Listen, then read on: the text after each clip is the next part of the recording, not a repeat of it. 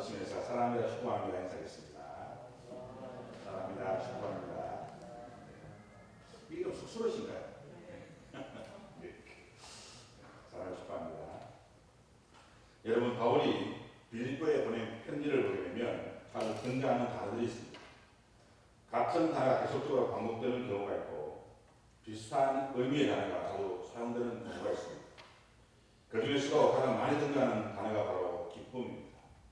그리고 두 번째로 자주 등장하는 단어와 비슷한 의미를 가진 단어가 함께 같이라는 단어입니다. 특별히 이 장에서는 더더욱 이 두 단어가 자주 사용됩니다. 여러분, 이 두 단어가 공통적으로 의미하는 것이 무엇이겠습니까? 그것은 지난번에도 말씀을 드렸지만 하나입니다. 왜냐하면 하나 되지 못하면, 같은 마음 같은 사랑 한 마음을 품지 못하면 결코 믿음 안에서 행복할 수 없으며 그것은 믿는 사람이라고 말할 수 없기 때문입니다. 그리고 세 번째로 자주 등장하는 단어는 비록 바울이 직접적으로 이 단어를 사용하고 있지는 않지만 이 편지를 통해서 빌립보 교인들에게 하나님이 꿈꾸는 행복한 교회를 이루기 위해서는 희생이 있어야 한다고 말씀하고 있다는 것입니다. 다르게 표현하면 내려놓은 자기 포기 아니면 자기 부인이라고 그렇게 말할 수가 있을 것입니다. 여러분, 왜 바울이 그토록 기쁨, 함께, 같이 그리고 희생, 포기, 내려놓는 이라는 단어를 사용하는 것이었습니다. 그것은 바울이 빌립보 교회 그 교회에 편지를 보낸 주된 이유를 보면 알 수가 있다는 것입니다.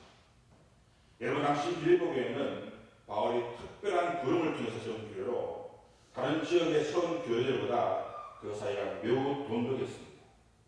예를 들어서 그 당시의 초대교회는 자신의 이익을 위해 돈을 벌 목적으로 오직 자신의 사역의 목적을 돈에 주고 사역하는 순회 설교자들이 참으로 많았습니다.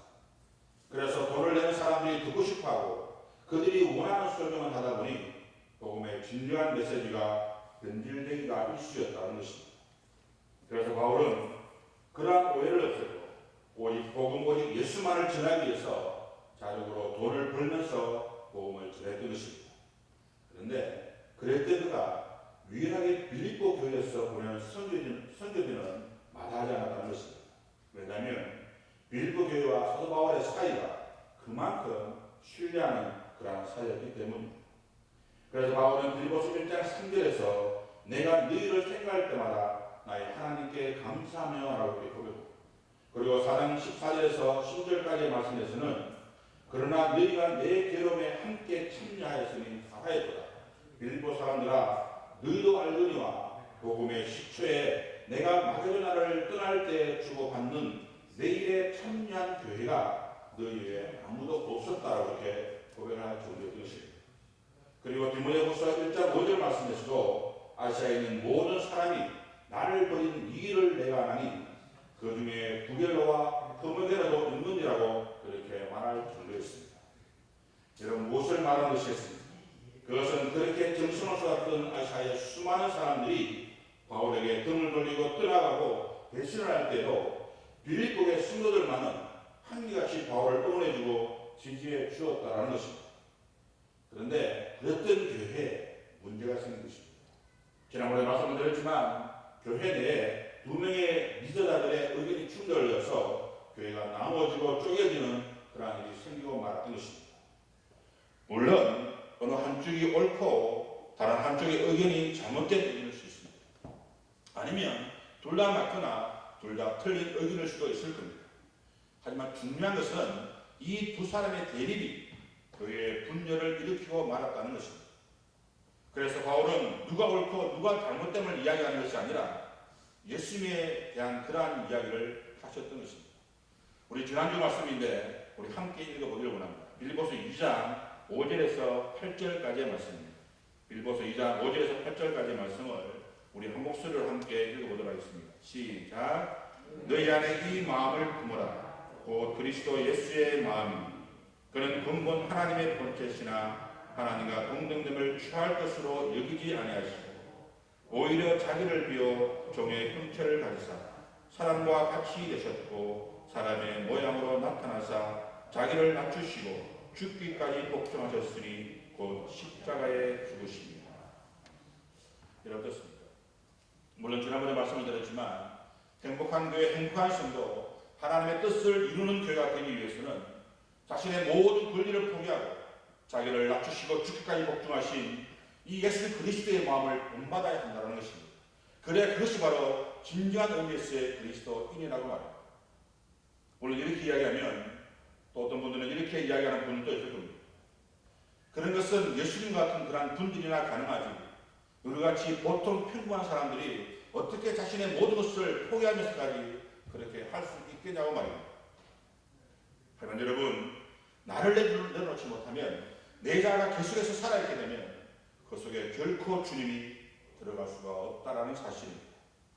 그런데 그럼에도 불구하고 끝까지 나는 그럴 수 없다라고 한다면 여러분, 우리의 믿음이 올바른 믿음이라고 그렇게 말할 수가 있는 것이겠습니다. 그럼 여러분, 나의 모든 것을 내려놓고 오직 예수 그리스도를 끝까지 순종하며 살아가는 그러한 여러분의 삶들이 되어지길 간절히 소망합니다. 그리고 오늘 바울은 또다시 말합니다. 교회를 위해, 주님을 위해, 그리고 우리 믿음의 성도들을 위해 같이 함께 해야 한다고 말합니다.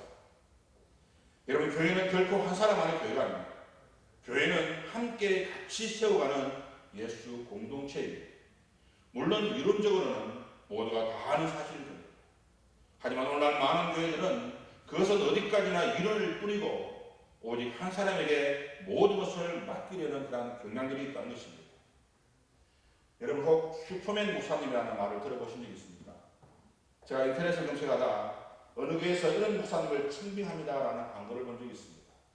내용을 제가 잠깐 소개해드리면, 진정한 그리스도인이며 성품이 온화하지만 결코 약하지 않고 유머 감각이 있지만 결코 가볍지 않은 젊고 패기 있고 젊은 청년의 마음을 가지고 있으면서도 장년의 능숙함으로 일을 하며 설교는 짧지만 감동을 주고 비록 나이는 젊지만 30년 정도의 목회 경험을 가진 듯이 유창하게 설교가 가능한 목사입니다.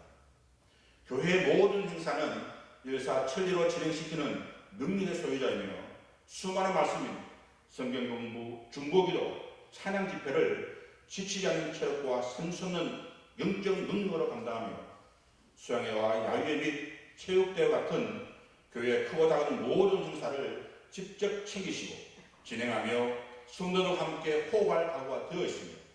성도들의 민생 고락과 모든 인생 대소사와 장례 절차 및 병원에 입원한 모든 교인들을 방문하여 몸과 마음의 위로가 필요한 성도와 가족들을 위로하는 긍휼한 마음도 있으신 목사님. 이왕이면 음악적 소양도 풍부하셔서 호소력 있는 목소리로 찬양도 잘하시고 목소리만으로도 성도에게 은혜를 끼치고 또 목사님의 자녀들은 예의 바르고 목회자 집안의 자녀답게 반듯하고 모범적이며 사모님은 피아노를 아주 잘 다루신다면 금상첨화, 그리고 적은 사례들을 받지만 11조와 감사헌금, 선교헌금, 장학헌금 등 교회 사는 모든 헌금에 꼬박꼬박 잘하시는 청렴하고 검소하신 목사님. 뜨겁게 새벽기도 재단을 사하신 후에 9월부터 쭉 교회에서 기도생활을 하시면서 항상 대기하여 교인들의 상담 전화와 교인들이 목사님을 뵙고 싶을 때 언제든지 교회에 찾아가면 항상 만날 수 있고 교회 행정 전반과 사무실, 교회차, 교회 시설 쪽에 상당한 지식도 가지고 있어서 비상시 여러 가지로 교회에 도움을 주시는 목사님. 이런 목사님을 칭찬합니다. 이런 감독입니다. 여러분 어떻습니까? 참으로 대단하지 않습니까? 아니, 대단하지 못해 슈퍼맨이라고 생각하지 않습니다. 저만의 생각입니다. 하지만 여러분, 중요한 것이 있습니다. 이 교회는 이렇게 결론을 맺고 있습니다. 이러한 완벽한 목사님이 우리 교회에 있다면 우리에게 예수님이 필요 없을지도 모릅니다. 또한 이러한 완벽한 목사님과 완벽한 목사님을 섬기는 완벽한 성도들이 있는 완벽한 교회라면 보통 사람들은 주눅 들어서 우리 교회에 들어올 수도 없을 것입니다. 우리 교회는 조금은 모자라서 실수가 많으신 목사님, 조금은 설렁하고 뭔가 부족한 듯한 교회, 그래서 모자라고 부족해서 그 부족한 부분을 채우기 위해서 기도해야만 하는 교회, 그런 교회가 진정 주님이 원하시는 교회가 아닌가 생각되어집니다. 그래서 우리 교회는 완벽한 슈퍼맨 목사님이 아니라 완벽하지는 않지만 그 목사님의 뒤에서 숨어 일하시는 예수님의 모습을 보면서 조금은 모자라는 목사님과 조금 모자라는 성도가 함께 기도함으로 하나님의 교회를 세워갈 분을 모십니다 라고 말합니다. 여러분 어떻습니까? 참으로 지혜롭지 않습니다. 여러분 세상에 완벽한 사람은 없습니다. 목사님들도 마찬가지입니다. 물론 오늘 본문에 등장하는 사도 바울은 어쩌면 그런 면에서는 참으로 대단하고 완벽한 목회자임에는 틀림이 없을 것입니다. 왜냐하면 항상 그는 주의 일을 수행함에 있어서 기쁨이 충만한 사람이었기 때문입니다. 그리고 과부에 갇혀 있으면서도 전혀 걱정치 않는 낙천적인 믿음의 사람이었고 인간관계에서도 언제 어디서나 다른 사람들에게 존경을 받는 겸손한 사람이었습니다. 여러분 이것뿐입니다. 학문으로도 그 당시 그를 따를 자가 없을 정도로 실력이 있는 분이었고 권력으로도 어떤 주위에 있는 사람과 견주어도 전혀 꿀릴 것이 없는 위치에 있는 사람이었습니다. 또한 혈통으로는 어떻습니까? 베냐민 지파의 순수한 히브리 혈통으로 전혀 부끄럽지 않은 혈통이었고 목회 형경면에서도 탁월한 능력을 소유한 그러한 사람이었습니다.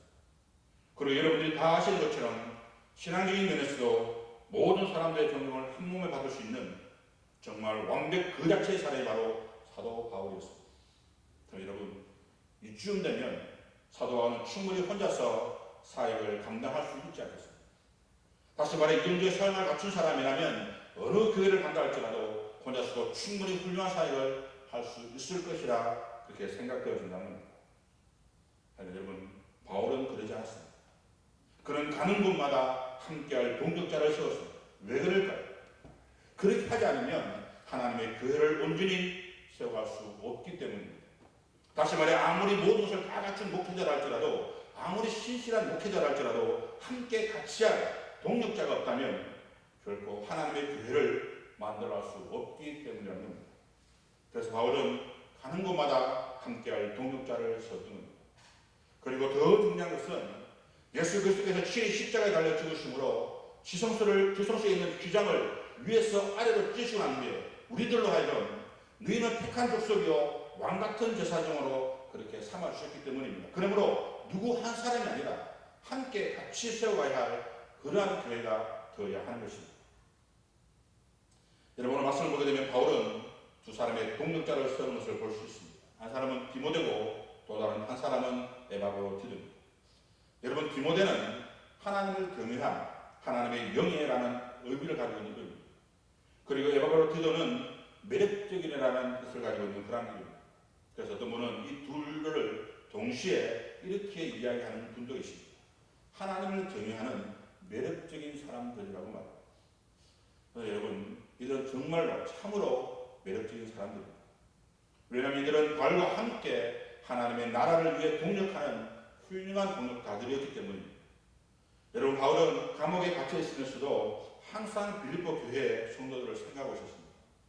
왜냐하면 조금 전에 말씀드렸던 것처럼 빌립보 교회는 바울에게서는 정말 특별한 그런 교회였기 때문입니다. 그래서 그 교회를 잊지 못하고 그 교회의 성도들이 늘 보고 싶고 그 교회의 소식이 늘 그리웠던 겁니다. 물론 이것은 사도 바울의 짝사랑만은 아니었습니다. 말씀을 드렸던 것처럼 빌립보 교회 역시도 늘 바울의 형편이 궁금했고 늘 걱정을 했습니다. 그래서 서로가 서로에게 소식을 전할 방법을 찾았다는 것입니다. 물론 요즘 같으면 전화나 핸드폰으로 연락을 주고받으면 되겠지만 그 당시에는 오직 인평으로만 소식을 받을 수 있었기 때문에 그러한 방법을 강구했던 겁니다. 근데 여러분 그러한 때 누구를 보낼 수 있겠습니까? 가장 사랑하고 가장 소중한 사람들의 소식을 전할 때 누구를 보내야 하는 것이겠습니까? 꼭 여러분들에게는 딱 떠오른 분이 계십니까?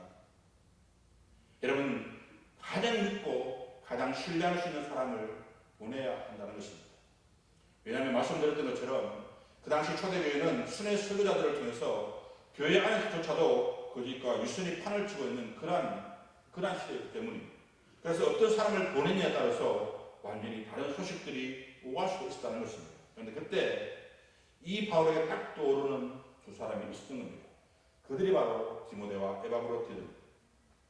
여러분 바울은 이 두 사람을 소개할 때마다 계속적으로 같이 함께라는 단어를 참으로 많이 자주 사용하고 있는 것을 볼 수 있습니다. 왜 그렇습니까? 그것은 이 두 사람이 바울과 같은 생각, 같은 목적, 같은 사명으로서 다시 말해서 사도 바울이 예수 그리스도를 전할 때 예수님과 같은 삶을 사고자 노력했던 사람들이 바로 이들이기 때문입니다. 그래서 그 두 사람이 떠올랐던 겁니다.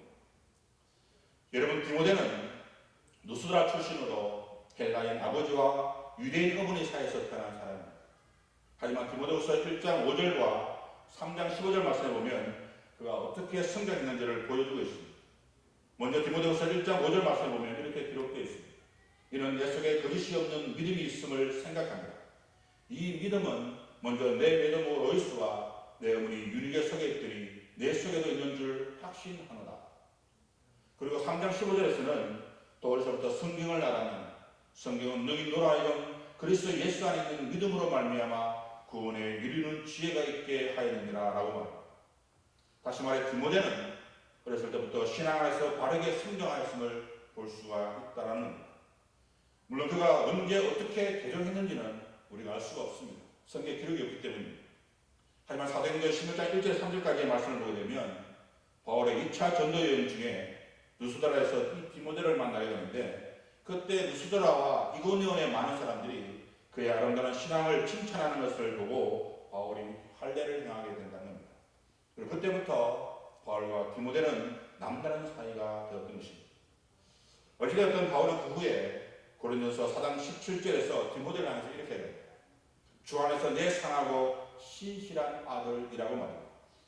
다시 말해 바울에 있어서 이 디모데는 없어서는 안 될 훌륭한 협력자였던 것입니다. 여러분, 디모데는 빌립보에서 바울과 함께 있었습니다. 그리고 데살로니가와 베레아에서도 함께 있었고 그리고 고린도와 에베소서에서도 함께 있었고 심지어 로마 감옥에서도 함께 있었습니다. 그리고 디모데는 바울이 보내는 것이라면 그것이 어떤 것이라 할지라도 묻지도 따지지도 않고 가는 사람이었기 때문에 바울은 자신이 갈 수 없고 또 여러 교회의 상황이 어려울 때 자기의 마음을 정확하게 전하고 또 그 교회 소식을 자신에게 정확하게 전해줄 전령과 같은 그러한 사람으로 늘 디모데를 생각하고 있었다는 것입니다. 그래서 그러한 때가 되니 자연스럽게 이 디모데가 생각이 났던 것입니다. 그래서 오늘 20절 말씀에 보면 이는 뜻을 같이하여 너희 사정을 진실히 생각할 자가 이밖에 내게 없음이라 라고 이렇게 말씀을 하였던 것입니다. 여러분, 여기에 말하는 이 뜻을 같이 하여라는 이 말은 단순히 어떤 뜻만을 같이 한다는 그런 의미의 말은 아닙니다. 여러분, 여기서 말하는 이 뜻을 같이 한다는 말은 이소스와 푸시케라는 단어가 합쳐진 단어로 첫 번째 의미로는 시편 55편 13절에 보게 되면 나의 가까운 친구라는 그런 단어가 나오는데 이 단어가 70년 중에서 번역한 과정에서 생겨나온 단어입니다.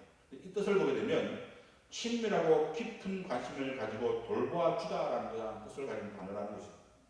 그리고 두 번째로는 문자적인 해석으로 같은 심령을 가지다라는 그런 뜻을 가진 단어입니다. 그래서 만약 이 단어가 첫 번째 의미로 해석되어진다면 바울 주위에는 디모데를 제외하면 그를 친밀하게 돌볼 사람이 없다는 것이 되고 두 번째 의미로 해석되어진다면 마음과 생각과 뜻을 같이 할 사람은 오직 디모데뿐이라는 뜻입니다. 그런데 이 두 단어가 합쳐져 있는 것입니다. 다시 말해 바울에게 있어서 디모데는 바울과 같이 뜻을 같이 해주는 바울의 참된 동역자요 친구요 없어서는 안 될 존재라고 그렇게 이야기를 하는 것입니다. 여러분, 문제는 빌립보 교회는 그와 같이 함께 같이라는 단어를 상실했다는 것입니다. 그래서 바로 오늘 말씀 21절에서 22절 말씀을 보게 되면 그들이 다 자기를 구하고 그리스도 예수의 일은 구하지 아니하되 디모데의 연단을 너희가 나니 자식이 아버지에게 한것 같이 나와 함께 복음을 위하여 수고하였느니라 라고 말씀하십니다. 다시 말해 그들은 예수 그리스도의 일을 생각지 아니하고 오직 자신의 유익만을 추구하며 그렇게 살았다는 겁니다. 그러나 디모데는 어떻습니까? 마치 자식의 아버지를 동경하듯 그렇게 그를 섬겼다는 것입니다. 다시 말해 디모데를 만나기 전까지는 그토록 훌륭한 바울에게도 진실로 그를 생각하고 섬겼던 사람이 없다는 그런 반증이 되기도 한다는 것입니다. 참 여러분, 오늘날은 어떻습니까? 과연 디모데와 같은 그러한 사람이 있는 것이겠습니까? 자기의 유익을 구하지 않고 오직 예수 그리스도를 위해 이 땅의 하나님 나라를 위해서 동력할 사람이 있는가 하는 것입니다. 여러분, 목회자에 있어서 디모데와 같은 신실한 동역자가 있다면 이보다 더한 기쁨은 없을 겁니다. 그렇다면 디모데와 같은 최고의 동역자는 어떤 사람이겠습니까? 돈 많은 사람이겠습니까? 아니면 명예와 권력을 가진 그러한 사람이겠습니까? 여러분 아닙니다. 결코 그 무엇도 아닙니다. 목회자에 있어서 최고의 동역자는 세상 그 어떤 것보다도 더욱 믿을 만한 심성을 가진 신실한 사람입니다. 그리고 자기의 일, 자기의 유익을 구하기보다는 오직 하나님의 나라를 구하는 사람이고 이를 위해서 자신의 모든 것을 내려놓을 수 있는 사람. 이 사람이 바로 디모데와 같은 사람이라는 겁니다. 여러분 제가 어떤 신문에서 종교 칼럼이라는 것을 읽게 됐는데 그 글에 이렇게 적혀져 있습니다. 목회자와 사모에게는 친구가 없다는 겁니다. 그런데 더 큰 문제는 친구를 사귈 수도 없다는 것입니다. 왜냐하면 목사님의 가정도 완벽하지 않기 때문에 허물이 있기에 마련입니다. 그런데 그러한 허물을 마음껏 이야기할 수 있는 사람이 없다는 겁니다. 그래서 목회자의 가정은 어쩔 수 없는 허물 청정구역이 되어야 한다고 말합니다. 물론 이 말이 허물이 전혀 없어야 한다는 말은 아닙니다. 허물이 있어도 굳이 외부에 드러나서 덕이 될 수 없기에 어쩔 수 없는 허물 청정구역이 되어야 한다는 겁니다. 여러분 사실 친구 관계는 그 허물 오존층을 뚫고 들어와도 그 관계가 전혀 이상이 생기지 않을 뿐만 아니라 더욱 강화되어야 하는 것이 바로 친구 관계가 아니겠습니까? 그런데 목회자와 교인들의 관계는 만약 이 허물의 오존층이 파괴되면 쉽게 복구되지 않을 뿐만 아니라 그 허물을 알게 되면 그 입을 막기란 거의 불가능한 상태가 되어버린다고 말합니다. 어떻게 보면 세상 사람들의 관계는 막걸리 한 잔으로 쉽게 풀리는데도 불구하고 목회자와 성도들의 사이는 결코 그렇지 않다는 것입니다. 그래서 우리는 한 가족이라고 이야기합니다. 여러분 성대를 드러내지 못하고 외형적인 틀에 갇힌 인간관계는 결코 올바른 관계가 될 수 없습니다. 여러분 우리가 왜 목장을 합니까? 왜 우리가 목장을 하는 이유가 무엇입니까? 우리 속에 있는 것을 이야기하고 그를 통해서 치유를 받기 위해서 목장을 하는 것입니다. 그런데 그럼에도 불구하고 속의 내용을 이야기하지 못하고 겉모습만, 겉칠에만 그러한 모습만 보여준다면 우리는 결코 치료받을 수 없다는 겁니다. 그런데 사도 바울 시대가 바로 그랬다는 겁니다. 문제는 지금도 별반 다르지 않다는 겁니다. 그래서 더더욱 바울과 디모데와 이들의 사이에서 보여준 관계가 우리가 본받아야 할 그러한 관계라는 겁니다. 제가 들었던 이야기 중에 이런 이야기가 있습니다. 어느 목사님의 사모님께서 식사를 초대받고 가게 되었다고. 그런데 어떤 옷을 입고 가야 할지가 고민이 되더라는 겁니다. 왜냐하면 초대하신 집사님께서 사모님에게 옷을 선물해 주는데 그 옷이 좀 화려한 옷이었던 것입니다. 그래서 어떻게 이 옷을 입고 가냐고 그렇게 이야기하니까 요즘 어떤 시대인데 옷 입는 거 아니고 그렇게 신경 쓰냐고 그렇게 이야기를 하더라는 겁니다. 근데 문제는 그것을 입고 나간 후에 다시는 그것을 입지 못했다는 겁니다. 왜냐하면 집사님 집으로 가다가 몇 분의 교인들을 만나게 됐는데 직접적으로 말씀은 하지 않았지만 들리는 소문에 어떻게 목사님의 사모님께서 저런 옷을 입고 다니냐고 그렇게 말을 들었기 때문입니다. 그래서 지금도 사모님들 사이에는 화려한 원색적인 옷을 입지 못한다는 이야기가 있습니다. 저도 가끔 집사람에게 이런 소리를 듣습니다. 이 옷을 입고 나가도 될까요? 여러분 신기한 것은 우리 목장에서는 그런 소리를 할 필요가 없다는 겁니다. 왜냐하면 어떤 옷을 입고 가도 문제가 되지 않기 때문입니다. 다시 말해서 허물 오존층으로 그들이 들어와도 전혀 그 사이가 끼어지지 않기 때문입니다.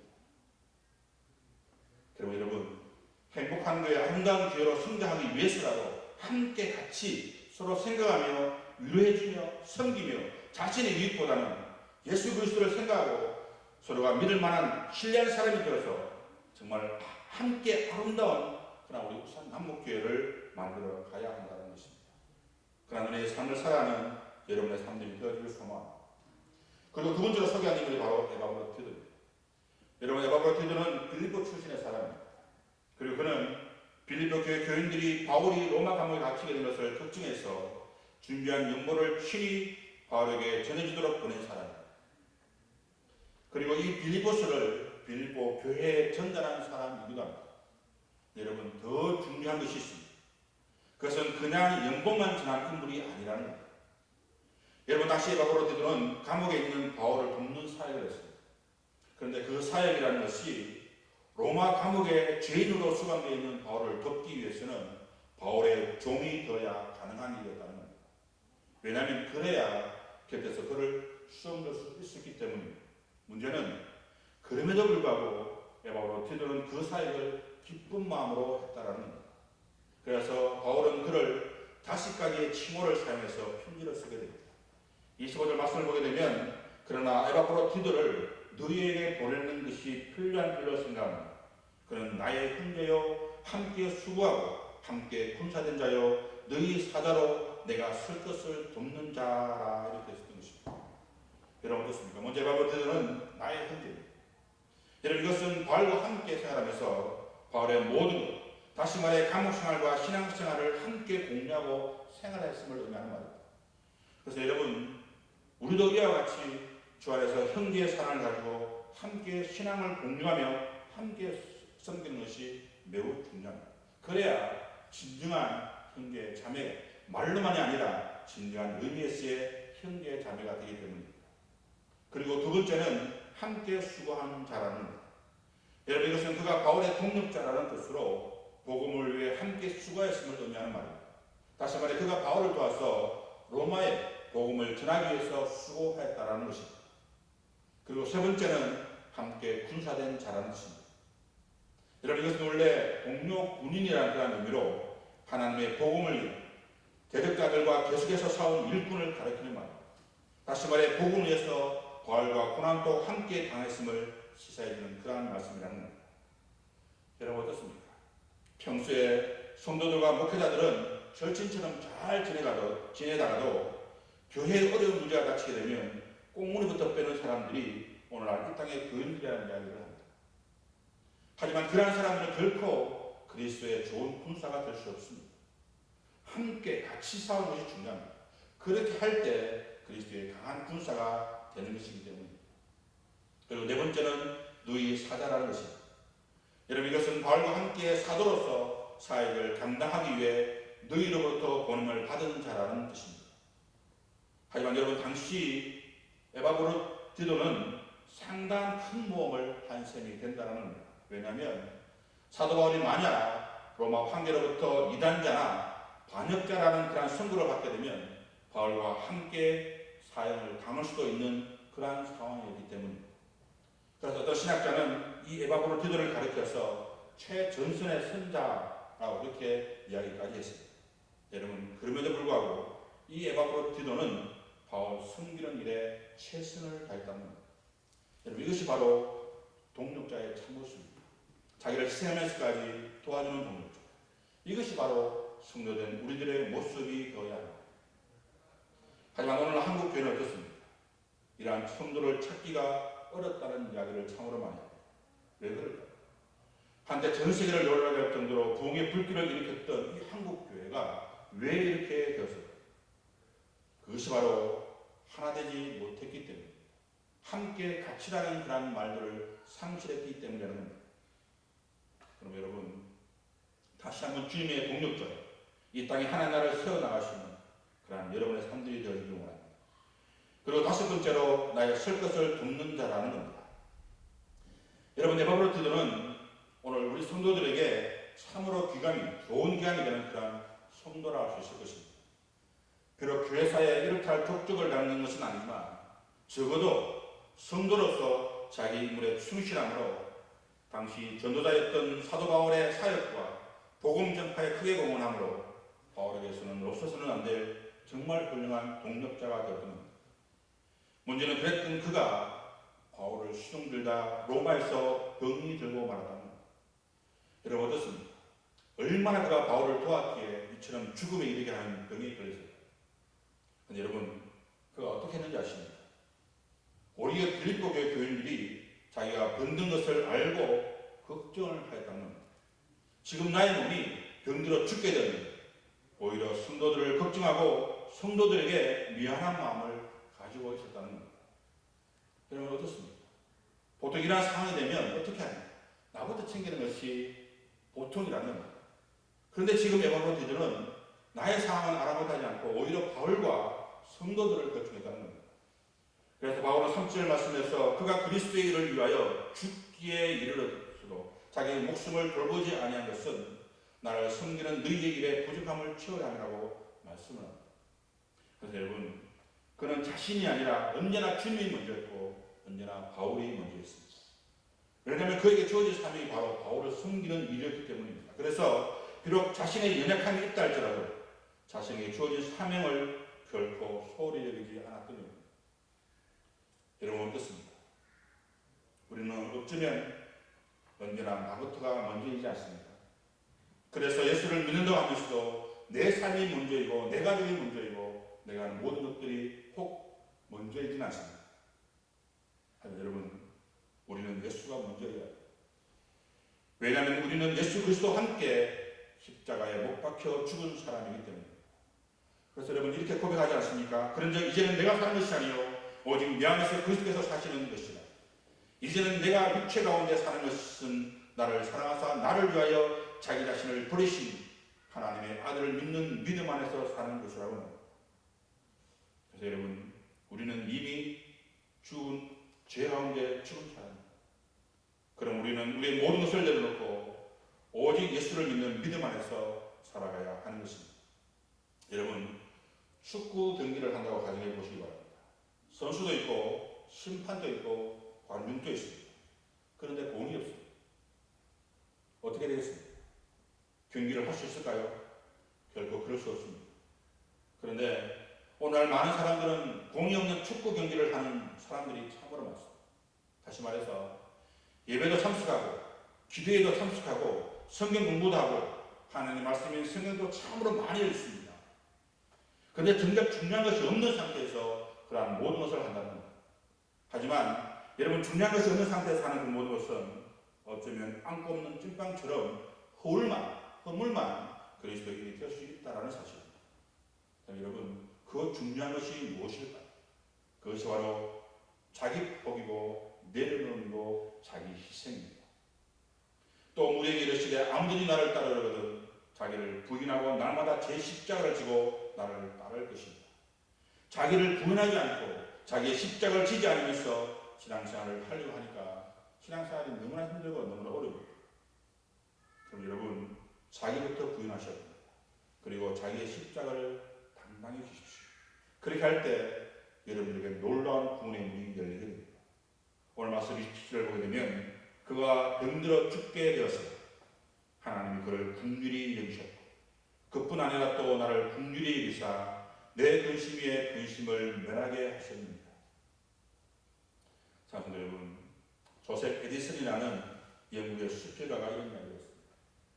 우정은 우리가 기쁠 때 그 기쁨을 갑절로 만들어주고 슬플 때 그 슬픔을 서로 나누어 담당함으로 행복은 더욱 크게 만들고 비참은 경감한다라고 말합니다.